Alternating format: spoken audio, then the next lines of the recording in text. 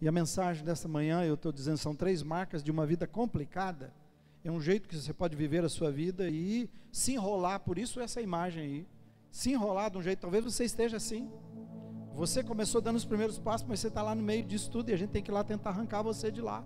A gente começa com oração, né? Porque eu não te acho, então a gente começa com oração. Senhor Jesus, me faz encontrar esse irmão perdido no meio desse negócio todo, da vida, e depois de achar, me ajuda a tirar ele de lá, Senhor, né? Então, em nome de Jesus, que você pare nessa manhã pensando, a música de preparação era outra, mas eu falei, nós temos que cantar e lembrar os cristãos e irmãos, Jesus está voltando, a trombeta está soando já, o seu nome sendo chamado.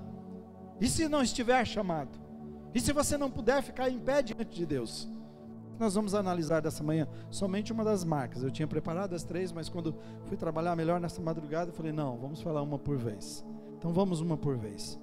As 3 marcas de uma vida de complicações, uma vida enrolada que você pode viver de tal jeito que você vai se perder no caminho.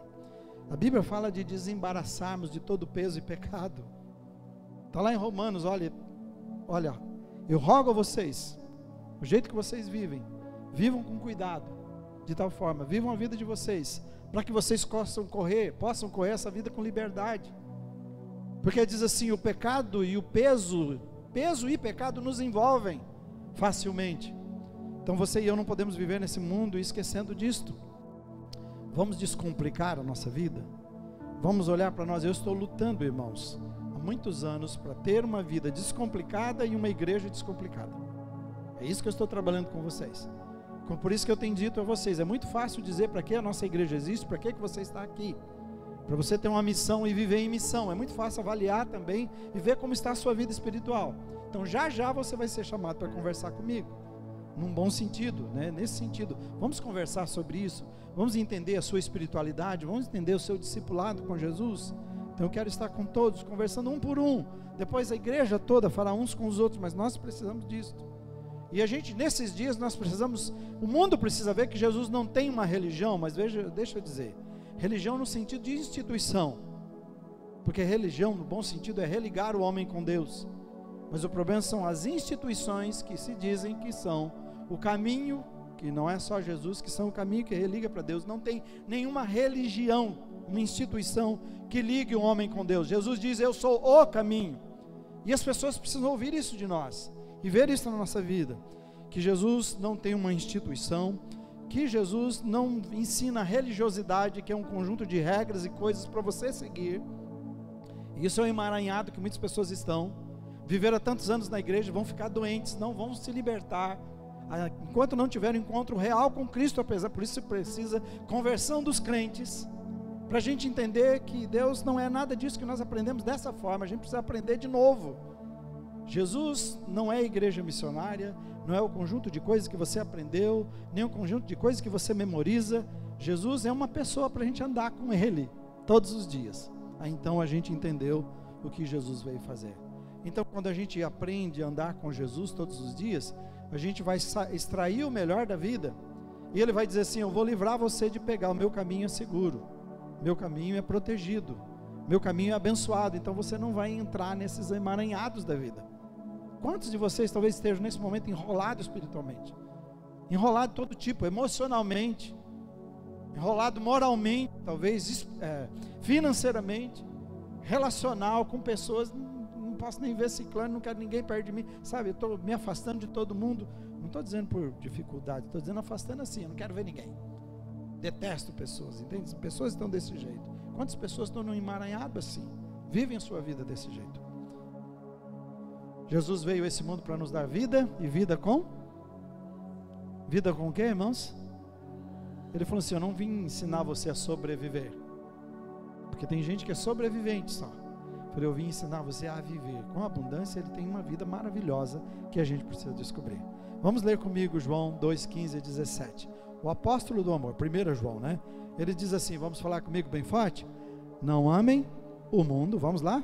Não amem o mundo, nem o que nele há. Se alguém amar o mundo, o amor do Pai não está nele. Pois tudo o que há no mundo, veja só, a cobiça da carne, a cobiça dos olhos, a ostentação dos olhos, dos bens, não provém do Pai, mais do mundo. O mundo e a sua cobiça passam, mas aquele que faz a vontade de Deus permanece para sempre. A gente podia discutir de novo aqui que Jesus está dizendo de novo, se você construir a sua vida sobre o mundo, sobre essas coisas que eu coloquei do mundo, você vai construir a sua vida numa areia, você vai construir um castelo de areia, numa areia, sem solidez. E ele diz assim, porque isso passa, mas se você construir na vontade, tentar entender a vontade de Deus, ele diz assim, você vai construir sobre algo sólido e a sua vida permanece para sempre. Toda a questão aqui nesse texto é o cuidado que eu e você temos que ter para não sermos enganados pela vida, pelas atrações, pelas facilidades da vida, porque é isso que Satanás faz. Ele diz, é atraente demais. Então cuidado com as coisas atraentes para você não se envolver de tal forma que você vai gostando, e ele diz assim, o amor do mundo. Eu passo a amar essas coisas de um jeito que elas fazem tanta falta. Um dia um tio meu disse para mim, sabe qual é o problema? Ele era pastor, agora não mais, ele era um pastor e presidente da nossa igreja. Ele diz assim, sabe qual é o nosso problema? Se a gente abrir mão das coisas que a gente quer, a gente não tem mais problemas. Eu falei, como assim? Eu sofro porque eu tenho algo que eu quero demais, então eu estou apegado a ele. E eu digo, sem isso eu não posso viver, estou grudado. E ele coloca tudo, inclusive família. Então a gente assume um jeito de ver essas coisas. Por isso muita gente tem problema quando se depara com a morte, porque a morte o que é? É uma tragédia para muita gente. Vocês só vão acreditar o dia que acontecer isso comigo, vocês verem. Eu espero deixar música, gravações, tudo preparado para o meu sepultamento, para ser uma festa, de verdade, irmãos. Recado para os irmãos, fulano, estou indo aqui, eu estou com Jesus, mas minha palavra para você é o seguinte, eu espero que seja isso, porque não é tragédia, é o único jeito que eu tenho para me encontrar com Jesus definitivamente, para passar dessa vida para a nova vida, eu trabalho para isto. Então a visão que nós temos da vida nos envolve de um jeito e nos enrola de um jeito.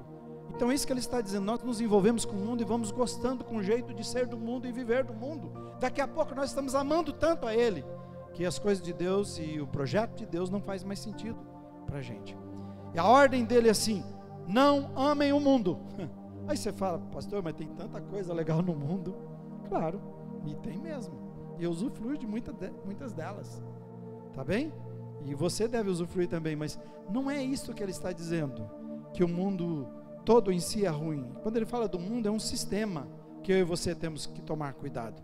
O próprio texto responde a pergunta, ou esclarece melhor, que essa coisa do mundo, que você e eu não podemos amar, que a gente tem que cuidar, apesar de ter coisas legais aqui. Ele fala de 3 coisas, e resume, também é um resumo do mundo, porque ele diz, as coisas que há no mundo são, aí você já vai entender. São essas coisas que têm influência sobre a nossa vida, esses 3 que ele colocou, que eu vou ver apenas um deles hoje, que influencia a sua vida, que domina a sua vida e que complica a sua vida. Vamos falar o primeiro deles, as 3 marcas de uma vida complicada. Qual é? Você fala, pastor, conta outra, pastor. Eu já sabia. Eu também sabia, não desse jeito. Quando fala amar o mundo, a gente faz uma lista de coisas, e ele está dizendo o seguinte, o sistema, Satanás, a sua carne, tudo está montado para que você tenha desejos maus no seu coração. A sua natureza, minha natureza é assim, egoísta. A definição do nosso dicionário é, egoísmo é amor exagerado, preste atenção nisso, é amor exagerado aos próprios interesses, por isso é egoísmo, não é amor, não é normal, é exagerado, para os meus interesses em detrimento dos outros, eu não estou nem aí com o outro. Por isso essa coisa no país de leve vantagem em tudo, é porque eu não estou nem aí com você. O importante é que se eu corri, se eu derrubei você na fila, se eu machuquei você na fila, mas se eu peguei o primeiro lugar e peguei a senha, e se você vai ficar sem, não importa, importa que eu levei vantagem e eu consegui. Essa é a grande questão, e é séria nós pensarmos sobre isto. Eu não estou nem aí com o outro, então eu não me importo o que vai acontecer com você. Uma outra coisa do dicionário em português ainda, exclusivismo, ele diz que egoísmo é exclusivismo que leva uma pessoa a se tornar uma referência de tudo. Quem é você? Eu sou teólogo, eu conheço isso, aquilo outro. Se vocês precisarem de referência, falem comigo. Pessoa que vive assim a sua vida, Ele é referência de tudo, é o melhor de tudo, eu sou único. Vocês não me conhecem, vocês não sabem, vocês não sentaram comigo ainda. Essa é a ideia do exclusivismo. Olha o que o texto está falando, vamos ver de novo para a gente entender esse ponto, que é a base agora do primeiro ponto. Vamos juntos? Não amem o mundo e nem o que nele há. Se alguém amar o mundo, o amor do Pai não está nele, porque Deus não divide. Você tem que entender isso. E o que é esse mundo? Agora ele fala, pois tudo o que há no mundo, ele resume tudo o que há. E a primeira das coisas que há no mundo, que é? Cobiça da carne. A nossa natureza má. Aqui está falando de 3 marcas. Eu estou dizendo de 3 marcas. A primeira marca de uma vida complicada e que você pode realmente se enrolar é ceder aos desejos do seu coração. Por isso que quando as pessoas dizem assim, faz o que o seu coração mandar, você tem que ser um expert nisso para dizer, não faça, pelo amor de Deus, não faça o que o seu coração mandar. E quando está falando de carne aqui, é bom que você entenda, cobiça da carne, aí você fala assim, nossa, aquele filé mignon, aquele churrascão. Não, Jesus não está dizendo nada disso não. É carnalidade, tá bom? É carnalidade, é isso que ele está dizendo, quando ele está falando, a cobiça da carne, obras da carne são os desejos maus da sua natureza, da minha natureza. E o que é que está em contraste à carnalidade? Do outro lado, é o Espírito Santo de Deus. Por isso que ele diz que dentro de você e de mim, brigam carne e espírito. Carnalidade e espiritualidade todos os dias. O fato de eu e você recebermos a Jesus não tira a nossa natureza pecaminosa, ela continua lá. E você luta todos os dias até o dia que Jesus nos libertar completamente. Porque o que você ganha é uma nova consciência, a nova vida é uma nova consciência. Eu vou inscrever no seu coração as minhas leis, mas por isso que Paulo fala, eu vejo nos meus membros outra lei, que briga contra a lei de Deus. Aquilo que eu quero fazer eu não faço, o que eu não quero fazer, isso é o que eu faço. Então essa é a grande questão. Você não foi liberto desse jeito, a velha natureza está aí, todos os dias essa briga, a cobiça da carne e os desejos do Espírito Santo, por isso que a gente tem que buscar uma vida cheia do Espírito. Então essa natureza, essa carne está relacionada à má natureza que nós temos. Por isso ele está dizendo assim, não ame o mundo, não ame o mundo nesse sentido, não se entregue aos desejos, ao seu egoísmo, não se entregue. Aí você fala, pastor, mas eu sou lavado em Jesus, sou salvo, por que eu tenho que ouvir sobre egoísmo? Por causa disto. Fala a verdade, se você já não se enrolou na sua família, na igreja, no seu trabalho, nos negócios e qualquer coisa, nos relacionamentos com você não se deparou com o seu egoísmo e você sabe como isso deixou a coisa complicada.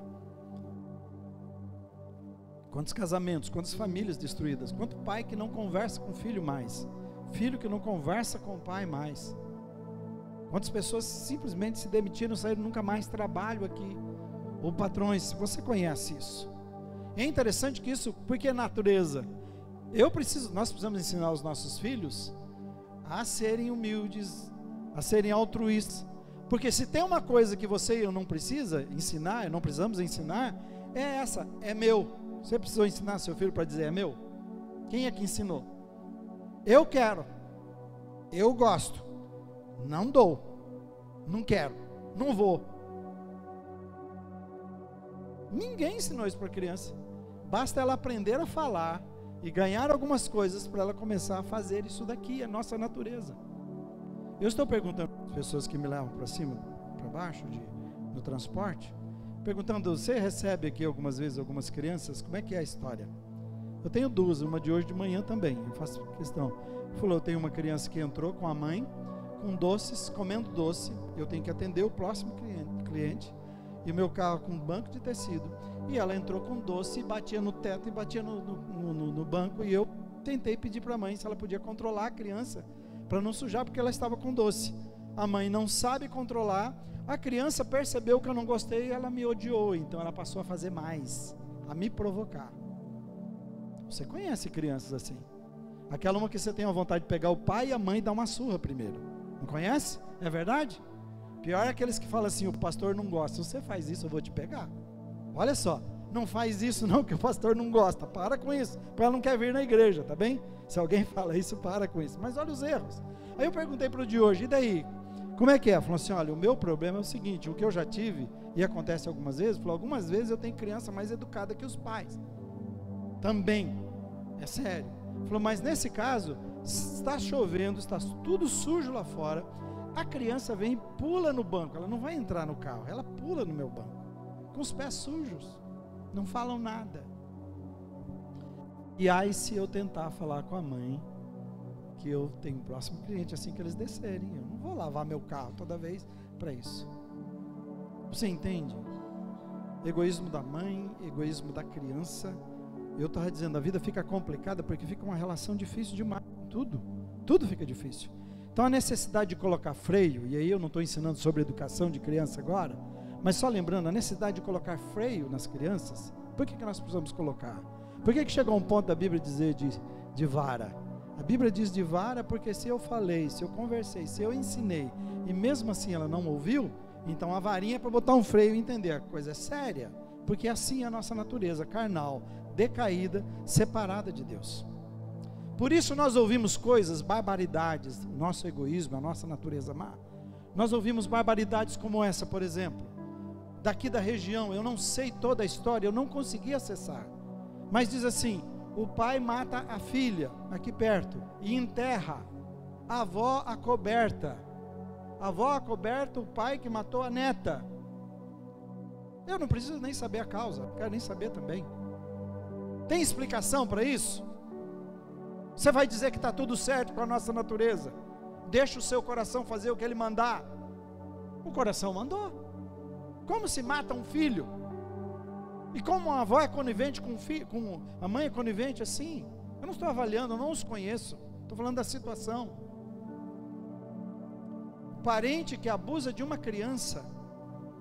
E a coisa é tão grave que não é raro as situações que eu tratei, que diz assim, eu falei com a minha mãe falou, você fez alguma coisa para ele. Como assim? A criança ainda que fica culpada. Entende? Isso está virando normal nos nossos dias, tem regiões que isso é mais grave ainda. Parentes, maridos que espancam as esposas, ainda nos nossos dias. Pessoas que roubam a gente no sinaleiro, e depois de roubar, ele olhou, ele não ficou feliz de ferir você, talvez te dar uma coronhada, levar tudo seu, ele resolve voltar, falou, eu quero matar, e mata. Né? Nós não vimos saindo de um condomínio, parece que os pais vinham para a igreja, marido, esposa e filho, estava saindo do condomínio para ir para a igreja, o cara pega na saída, porque já que não podia entrar no condomínio, e ali ele salta e mata na frente da filha.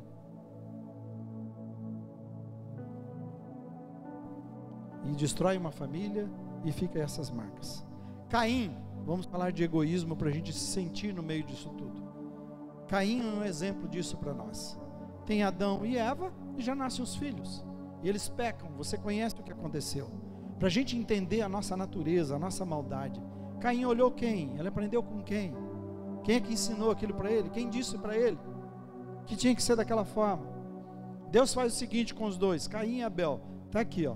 Terra, orientou, porque ele é o pai, orientou vocês vão plantar, vão colher, vão cultivar, vão cuidar de animais, vão aqui, eu vou dar tudo para vocês, é assim que se faz, aproveite. Agora depois, quando produzir, quando vocês forem abençoados, porque eu dei a vida, eu criei vocês, eles não tinham dúvida quem criou eles, tá bom? Estava direto ali, né? Eles sabiam de onde vieram, tá bom? Se você tem eles, sabiam. Sabemos quem é o nosso pai, o Senhor nos criou na sua imagem, está aqui, eles não tinham dúvida, tá bom, e assim, eles sabiam que foi Deus que criou tudo aquilo, então é para vocês, curtam, aproveitem. Agora depois que vocês cultivarem e produzir, eu quero que vocês venham e façam um sacrifício para mim, essa é a minha condição, eu ofereço a mim. Mas Deus não precisa de sacrifício, você acha que Deus, criador de tudo, precisa de frutas, precisa de animais? Mas era por causa do coração deles. Eu quero que vocês me sigam, se relacionem comigo. Deus é assim, relacional. E você conhece a história. Terminou, ao final, quando produziu tudo, Caim é um agricultor e Abel um pastor de ovelhas. Passa esse tempo e diz que Caim juntou o que ele produziu, né, como lavrador, foi lá e trouxe as coisas para Deus. Abel, por seu lado, do seu jeito, ele vai lá e oferece o quê? Ele pega animais, e não era questão se era animal ou não, Diz que ele pega as primeiras crias, o melhor que ele tinha, e diz que ele ofereceu as melhores porções para Deus. E o que deixa claro assim, Deus diz assim, que ele rejeitou a Caim e a sua oferta. Ele não rejeitou a oferta de Caim antes, ele rejeitou a Caim, a sua atitude. A sua atitude dele, parece assim, juntou umas coisas lá e vou levar, sabe quando você está saindo correndo? Alguém que você não ama, que você tem que dar um presente de qualquer forma, tem gente que é assim. Eu tenho que ir lá, tá, pega lá, vai, dá isso. Se a gente ganhou de casamento, não presta mesmo, vamos dar isso. Certo? Tem gente que é assim.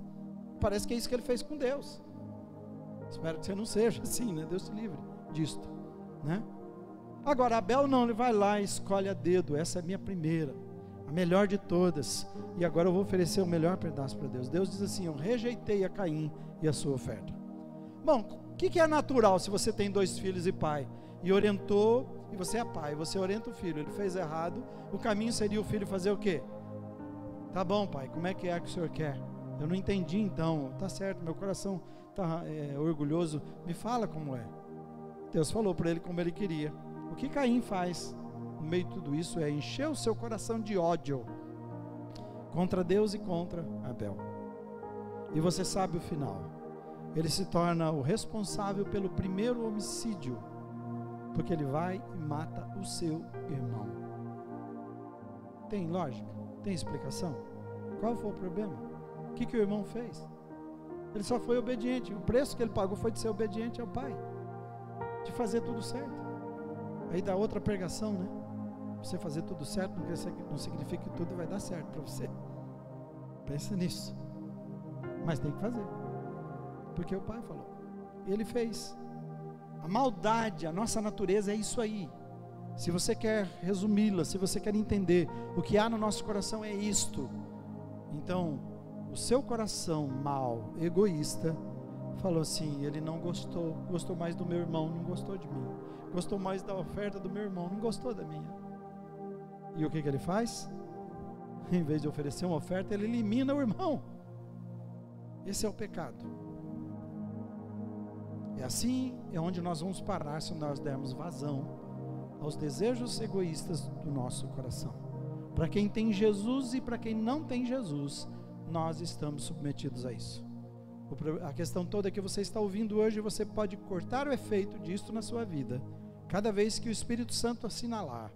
E a pessoa que não tem Jesus, se você não tem, não recebeu, não tem o que você possa fazer para eliminar isso na sua vida. Isso é um veneno que corre nas suas veias. Só Jesus entrando na sua vida para resolver isso. Não tem saída. Nós precisamos de Jesus. Então aí Jesus entra na história da vida da gente. Por isso, então, quando a gente precisa de Jesus, é por isso, para resolver a questão do nosso coração que é egoísta. Olha como é que começa a nossa vida com Jesus, a nossa caminhada. Marcos 8:34, vamos ler juntos? Então, vamos lá? Ele chamou, bem forte sempre, a multidão e os discípulos e disse, se alguém quiser acompanhar-me, negue-se mesmo, tome a sua cruz e siga-me. Falou, se alguém quer ser meu discípulo, então é o seguinte, vem aqui, dá um dinheiro e eu dobro ele várias vezes para você, pode vir, é isso? Você quer ser meu discípulo? Vem aqui, faz um pacto e eu vou alterar a sua vida, você vai deixar de ser cauda, vai ser cabeça num segundo da vida. Você é empregado na empresa que você está, você vai virar patrão já já, certo? Jesus está dizendo, não filhão, você não entendeu nada.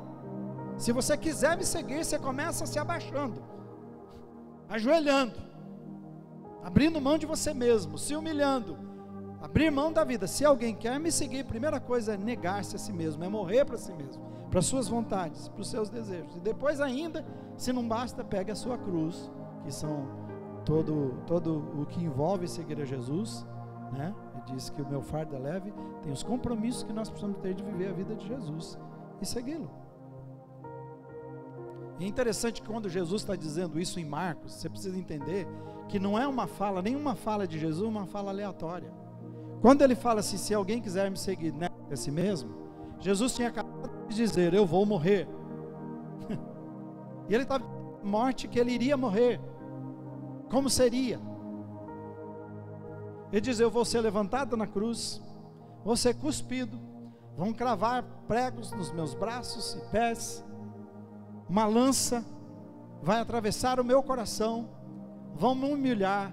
Morrer morte de cruz é a mais vergonhosa que alguém pode morrer, a situação pior, mais degradante de um ser humano, e eu serei levantado inocente. Essa será a minha morte, e eu vou morrer por causa de vocês, por causa dos pecados da humanidade, o Cordeiro que tira o pecado do mundo. Quando ele está dizendo, quem quiser me seguir, ele diz isto. Em Filipenses, o próprio Paulo declara da seguinte forma: se nós devemos ter os mesmos sentimentos que houve em Cristo Jesus. Quais os sentimentos de Cristo Jesus? Sendo Deus, não usurpou ser igual a Deus, ele não tomou esse lugar. Sendo Deus, ele abriu mão de ser Deus, ele abriu mão e assumiu a forma humana, ele se humilhou e assumiu a nossa forma humana para nos salvar e mudar a nossa história. Falando, então é esse Jesus que está dizendo, se alguém quiser me seguir, negue-se a si mesmo, tome a sua cruz e venha. Ele abriu mão de tudo. Significa que se eu e você queremos segui-lo, nós precisamos também negar os nossos desejos maus, nós precisamos ser conscientes da nossa natureza má. Eu posso ver no dia a dia ainda hoje, quando eu sou egoísta com a Rosane, e que eu tenho que mudar e pedir perdão. Eu sei quando eu consigo ser egoísta com você, e eu errei, e eu tenho que voltar para ela lá, isso aí, a motivação não foi certa. É isso que está dizendo, nós temos que prestar atenção na nossa vida, senão nós vamos nos permitindo, e por isso que as relações ficam difíceis. Por isso que eu disse, famílias terminam, negócios, sociedades acabam, casamentos terminam de um jeito sério, que acaba com tudo ao mesmo tempo. O casamento não é só, alguns não é só acabar o casamento, quando o negócio era junto, a empresa, eu estava lembrando de um amigo nosso aqui, que comprou todos os equipamentos de uma empresa que a gente adorava ir lá, porque o marido e a esposa brigaram, eles tiveram que vender tudo, todo o negócio, a troco de banana. Terminou. Por quê? Porque um amou demais, abriu mão. Qual é o grande problema quando eu estou com as pessoas conversando? De todo mundo, vai ser sempre. Quando alguém tem problema com alguém, seja em qualquer direção assim, é porque nós estamos apontando para alguém, nós não estamos olhando para a gente. O nosso egoísmo faz eu me proteger de todo jeito, de toda forma. Mas quando alguém nega-se a si mesmo e diz, não, chega de brincadeira, eu entendi, a vida é curta. A vida é curta demais. E a gente não pode brincar com essas coisas. Então a gente tem que olhar para cada um de nós e perceber o quanto disso está dominando a gente, a nossa vida. Então Jesus entrou na sua história, Jesus entrou na minha história, fez de você uma nova criatura, né? Fez de mim uma nova criatura, fez de você uma nova criatura. Ele diz, você nasceu de novo, e esse nascer de novo tem que levar a gente a viver uma vida nova. Você não consegue por você. Olha o que Tiago está dizendo, de 4:1 a 3. Ele diz assim, de onde vêm as guerras e contendas que há entre vocês? Não vem das paixões que guerreiam dentro de vocês? Foi ele que me provocou. Eu fiz isso, eu estava bem, eu estava calmo, mas ele me tirou do sério. Ninguém tira ninguém do sério. De verdade. Ele só ajuda a extravasar o que está lá dentro de nós. Essa é a verdade, sempre. De onde vem? Vem daí. Vocês cobiçam coisas e não as têm, ele diz. Vocês matam e invejam, mas não conseguem obter o que desejam. Olha o egoísmo. Vocês vivem a lutar e fazer guerras, não tem porque não pedem. Em vez de pedir, vocês ficam tentando tirar, agarrar as forças. E falei, até quando pedem, esse que é o pior. Olha o egoísmo. Vocês não recebem porque pedem por motivos errados, para gastar nos seus prazeres. Vai falar para mim que você já não se pegou dizendo assim, Senhor, se eu jogasse na cena, o Senhor ajudasse que eu ganhasse, eu ia dar tanta coisa para a sua igreja, para a obra do Senhor. E você continua fazendo a fezinha, né? Enganando Deus, enganando você mesmo, não é? Na verdade, ninguém faz isso porque ama o reino de Deus, certo? Se amasse o reino de Deus, a gente ia trabalhar, não ia fazer essas coisas, né? Mas a gente, é igual, isso é a mesma coisa do cara que diz assim, eu quero ser missionário lá na França, né? Na França, não na Índia, na França. Irmão, o que você está fazendo aqui em Londrina? Estou esperando Deus me chamar. Sério, irmão?